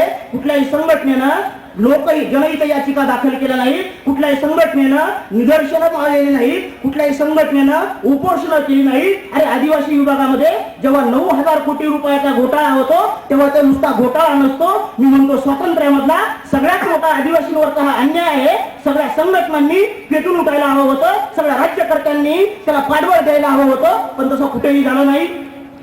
अरे हा केवळ भ्रष्टाचार नाही, या गोरगरीब जनतेच्या तोंडामधला हिसकावून घेतलेला घास आहे. आम्ही अज्ञान आहोत, आम्ही निरक्षर आहोत. तुम्ही आम्हाला योजना देता आणि तुम्हीच आमचे देव होऊन जाता. पण आम्हाला देव होण्यापेक्षा, तुम्ही देव होण्यापेक्षा राक्षसासारख्या सगळ्या योजना तुम्ही खाऊन टाकल्या. आम्ही फक्त बघत राहिलो, पेपरमधल्या बातम्या वाचत राहिलो. लोकमत सारख्या वर्तमानपत्रानं 15 दिवस त्याची मालिका सुरू केली. मी धन्यवाद देतो त्यांना की आदिवासी जनतेची, आदिवासी समाजाची काहीतरी चळवळ उभी केली, जागृती उभी केली. पण कुठल्याही आदिवासी संघटनेनं जनहित याचिका दाखल केल्या नाही. ज्यांनी कोणी त्याच्यावर आवाज उठवला असेल, ज्यांनी कोणी आदिवासी संघटनेने त्यावर जनहित याचिका दाखल केल्या असतील, त्यांना या संबंध भारतातून आलेल्या आदिवासी जनतेच्या वतीनं विनम्र अभिवादन करतो. याचं कारण आहे मला एक माहिती. मराठे आणि अब्दाली आणि मराठे पानिपतचं युद्ध झालं होतं. युद्धाच्या आदल्या दिवशी तो अब्दाली टेकडीवर चढला आणि मराठ्यांच्या युद्धनीतीचं निरीक्षण करू लागला. काय आहे यांची युद्धनीती? रात्रीची वेळ होती, त्यानं पाहिलं सगळीकडे अशा चुली पेटलेल्या होत्या, जेवण चाललेली होती. त्यानं सहज एका मराठी सरदाराला बोलवलं, विचारलं, अरे सेनापती, ह्या चुली कशाच्या मांडलेल्या आहेत? त्या मराठी सरदारानं सांगितलं की ब्राह्मणांची चूल आहे, ती मराठ्यांची चूल आहे, ती आदिवासींची चूल आहे, ती कोळ्यांची चूल आहे, ती आमक्याची चूल आहे, असं सांगितलं. म्हणजे असं काय? त्या मराठा सरदारानं सांगितलं, अरे हे सगळे जातीभेद मानणारे आहेत. आणि मग अब्दालीनं ठरवलं, अरे यांच्यातच एकी नाही, यांना हरवणं सहज सोपं आहे. दुसऱ्या दिवशीच मराठ्यांचा पराभव झाला. आज महाराष्ट्रातली स्थिती ती आहे. इथल्या सगळ्या संघटना एक नाही म्हणून इथं घुसखोरीचा प्रश्न निर्माण झालाय. इथल्या सगळ्या संघटना एक नाही म्हणून इथे भ्रष्टाचाराचा प्रश्न निर्माण झाला आहे, आदिवासींना लुटण्याचा प्रश्न निर्माण झालेला आहे. आणि मी नेहमी म्हणत असतो, राज्यकर्ते आपण आहोत आणि या राज्यकर्त्यांचा नेता मात्र इंग्लंडचा आहे, इंग्रज आहे. 25 आमदार आहेत आपले, 25 आमदार. इथं बसलेल्या जनतेला प्रामाणिकपणे सांगावं की या 25 पैकी एकही आदिवासी विकास मंत्री होण्याचा लायक नव्हता का? राज्य आपलं, राज्य आदिवासींचं, आणि त्याचा नेता माता इंग्रज. अरे ज्याला आदिवासींच्या भावनाच माहित नाही, ज्याला आदिवासींची संस्कृतीच माहित नाही, ज्याला आदिवासींच्या डोंगर दऱ्यात पाहिल्या नाहीत, तो आदिवासींचा आदिवासी विकास मंत्री असावा ही किती निर्लज्जाची बाब आहे. या संबंध आदिवासींना मी विनंती करतो की अशा गोष्टीचा धिक्कार करायला हवा होता. इथं शेतमजुरांचेही प्रश्न वेगळे नाही. अहमदनगर आणि ठाणे जिल्ह्यातले आदिवासी त्या पुणे विभागामध्ये कामासाठी जातात, शेतीच्या कामासाठी जातात, बस स्टँडवर उभे राहतात. तिथे कुठेतरी धनिक येतो, शेतकरी येतो, तो चांगला श्रीमंत असतो आणि तो काय करत असतो, त्या स्टँडवर उभ्या राहिलेल्या मजुरांचा लिलाव करत असतो. 50 रुपयाने येतो का, 60 रुपयाने येतो का, 40 रुपयाने येतो का, 2 वेळचं जेवण आणि 1 चहा, 2 वेळचं जेवण आणि 3 चहा, अशा प्रकारचा लिलाव गुजरातमध्ये चालू आहे, महाराष्ट्रामध्ये चालू आहे, आंध्रमध्ये चालू आहे, MP मध्ये चालू आहे. त्या लिलावावर मी एक कविता सादर करतोय. त्या कवितेचं नाव आहे लिलाव. आफ्रिकेतही अशा प्रकारचा गुलामांचा लिलाव चालू होता, तो आता थांबला आहे. कवितेचं नाव आहे लिलाव. आफ्रिकेतील गुलामांचा लिलाव आता थांबला आहे. आफ्रिकेतील गुलामांचा लिलाव आता थांबला आहे. गोऱ्यांनाही माणूस घेऊन निघाया, इथल्या अशाश्वतेची उरली मला न माया. इथे सगळ्या प्रकारची भारतभूमीवर, या मानवता भूमीवर सगळ्या प्रकारची अशाश्वता निर्माण झालेली आहे. अशा प्रकारची अशाश्वता घालवणारी शाश्वत मूल्य आदिवासी संस्कृतीमध्ये आहे. म्हणून आजही जगामध्ये आदिवासी संस्कृती श्रेष्ठ मानली जाते. त्या संस्कृतीला, त्या आदिवासीला, त्या आदिवासीच्या एकतेला, आदिवासी एकतेच्या कुंभमेळ्याला आणि त्या जमलेल्या सगळ्या कुंभमेळ्यातील वारकऱ्यांना, मंत्रालयातील भक्तांना, साधू संतांना आणि सगळ्या प्रकारच्या पीडित, दलित अशा जनतेला पुन्हा एकदा सलाम करतो. जय आदिवासी.